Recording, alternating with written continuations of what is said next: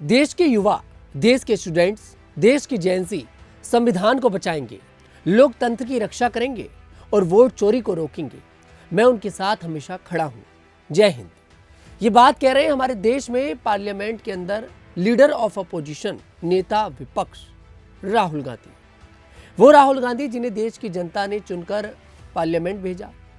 गांधी परिवार से आते हैं। इनके परिवार का देखिए राजनीतिक करियर बहुत लंबा रहा है। इनकी दादी प्रधानमंत्री, इनके पिता प्रधानमंत्री, सब प्रधानमंत्री रहे हैं। खुद ये सपने देख रहे हैं प्रधानमंत्री बनने के, लेकिन प्रधानमंत्री बनने के लिए मुझे ऐसा लगता है कि राहुल गांधी सारी हदें पार जो है वो कर मानेंगे। ये ट्वीट राहुल गांधी करते हैं 18 सितंबर को। जब ये ट्वीट करते हैं तो शायद राहुल गांधी के मन में ये चल रहा था कि जो स्थिति नेपाल के अंदर हुई, अगर वो भारत के अंदर हो गई तो मजा आ जाएगा, मेहनत करनी ही नहीं पड़ेगी, अपने आप सत्ता जो है हमारे हाथ में आ जाएगी। तभी तो राहुल गांधी कह रहे हैं जेएनजी को भड़काने का काम कर रहे हैं, देश के युवा को भड़काने का काम कर रहे हैं। ऐसा राहुल गांधी वैसे पहली बार नहीं कर रहे हैं, पहले भी राहुल गांधी ऐसा कर चुके हैं। देश के युवा को भड़काने का काम तो वो करते हैं। कभी झूठा आरोप बीजेपी पर लगाते हैं कि ये लोग संविधान को बदल देंगे। लोकसभा 2024 में राहुल गांधी का सबसे बड़ा झूठ ये था कि वो ये कह रहे थे कि बीजेपी संविधान को बदल देगी। हालांकि ऐसा कुछ नहीं हुआ। मोदी जी तीसरी बार प्रधानमंत्री बने, क्या ऐसा हुआ? क्या संविधान बदला गया? आप लोगों से मैं सवाल पूछ रहा हूं। संविधान नहीं बदला गया, लेकिन देश का युवा इतना पागल नहीं है जो राहुल गांधी की बातों में आ जाएगा। राहुल गांधी जैसे नेता पता नहीं कितने आए हैं और आगे चलकर कितने आएंगे, और इस बात को कहने में मुझे कोई डर नहीं लग रहा, ना मैं कोई संकोच कर रहा। पता नहीं कितने नेता हैं कांग्रेस के अंदर जो देश को भड़काने का काम करते हैं। कांग्रेस के नेता सैम पित्रोदा पाकिस्तान की तारीफ करते हैं, पाकिस्तान को बिल्कुल घर जैसा बताते हैं। ऐसा लगता है कि उनको भारत घर जैसा नहीं लगता, उनको पाकिस्तान घर जैसा लगता है। तो आप लोग समझ सकते हैं कि कांग्रेस की मानसिक स्थिति इस समय क्या है। अब राहुल गांधी और पूरी कांग्रेस को हमारे देश के जेनजी ने, देश के युवाओं ने जवाब दे दिया है, और जवाब उन्हीं की भाषा में दिया है और चुनाव से दिया है कि देश का युवा किसे पसंद कर रहा है। कल DUSU चुनाव का देखिए परिणाम आया। ABVP की शानदार जीत हुई। 3 पदों पर ABVP ने कब्जा जमाया। अध्यक्ष पद पर आर्यन मान, सचिव पद पर कुणाल चौधरी, संयुक्त सचिव पद पर दीपिका झा। इन तीनों ने कमाल कर दिया और ये बता दिया कि देश का युवा आखिरकार चाहता क्या है, देश का जेनजी आखिरकार चाहता क्या है। देश का जेनजी ऐसा बिल्कुल नहीं चाहता कि देश के अंदर नेपाल जैसी स्थिति आए, देश में सत्ता परिवर्तन हो। देश का जेनजी बीजेपी से खुश है, ABVP से खुश है। दिल्ली यूनिवर्सिटी के अंदर आखिरकार कौन पढ़ रहा है? देश का युवा पढ़ रहा है। राहुल गांधी की उम्र के लोग तो देखिए पढ़ नहीं रहे, युवा पढ़ रहे हैं, और ये वोट युवाओं ने दिया है। ABVP के ये जो कैंडिडेट थे, इनको जो वोट दिया है वो युवाओं ने दिया है, जेनजी ने दिया है।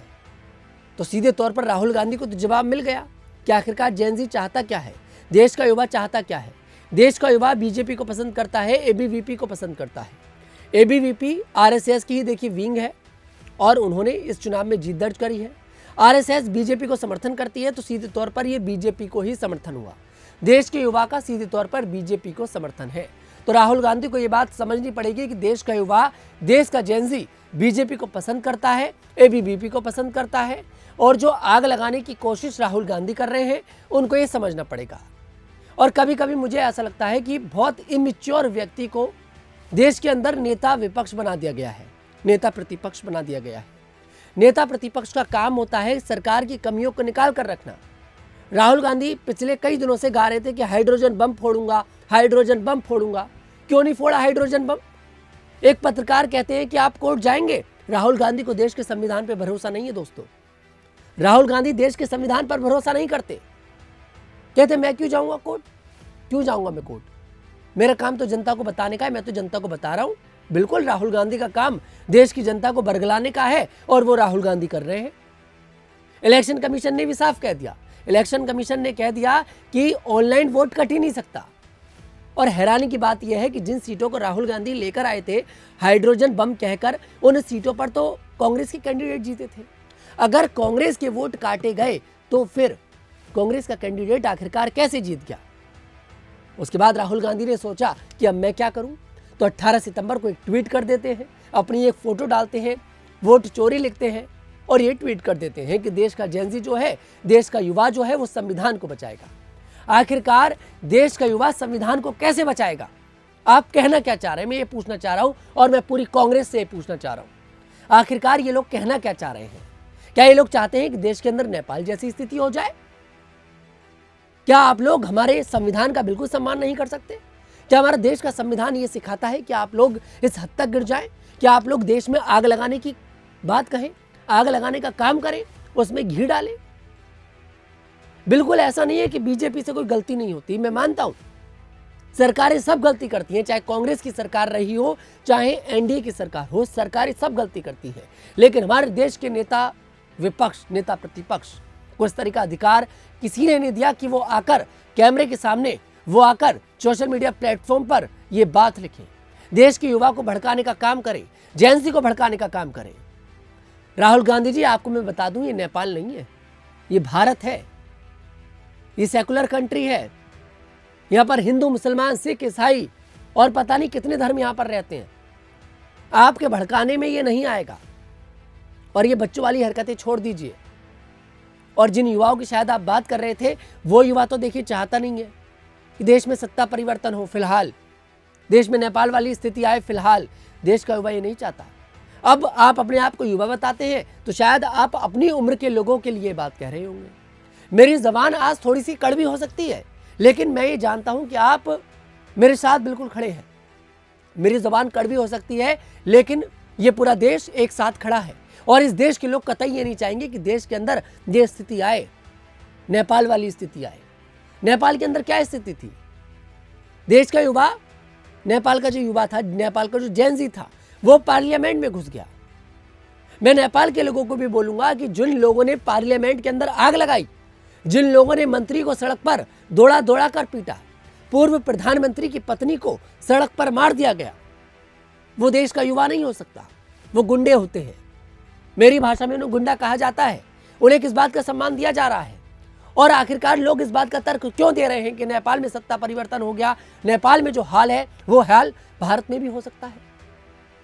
उत्तर प्रदेश के पूर्व मुख्यमंत्री अखिलेश यादव, वो भी यही कहते हैं, नेपाल वाली स्थिति हो सकती है।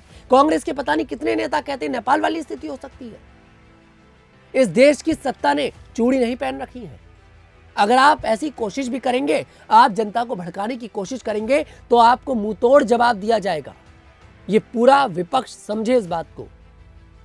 देश के युवा को आप नहीं भड़का सकते, देश में आग लगाने का काम आप नहीं कर सकते। आप चुनाव लड़िए, आपकी जीत होगी, आपका बिल्कुल सम्मान किया जाएगा।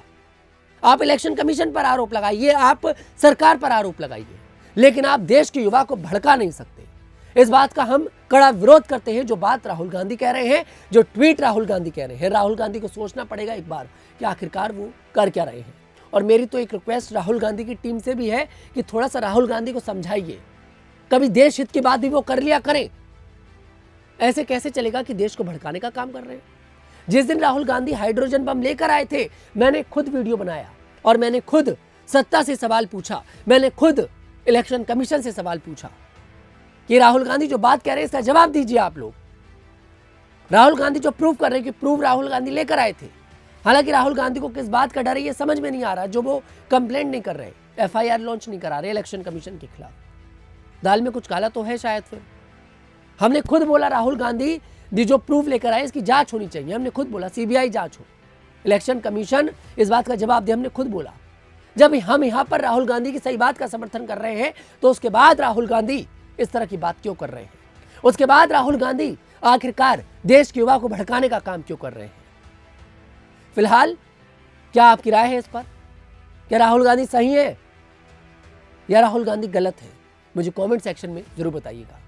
मैं तनुज दीक्षित फिर आपसे मुलाकात करूंगा। तब तक के लिए हमारे साथ देखते रहिए न्यूज़ 15।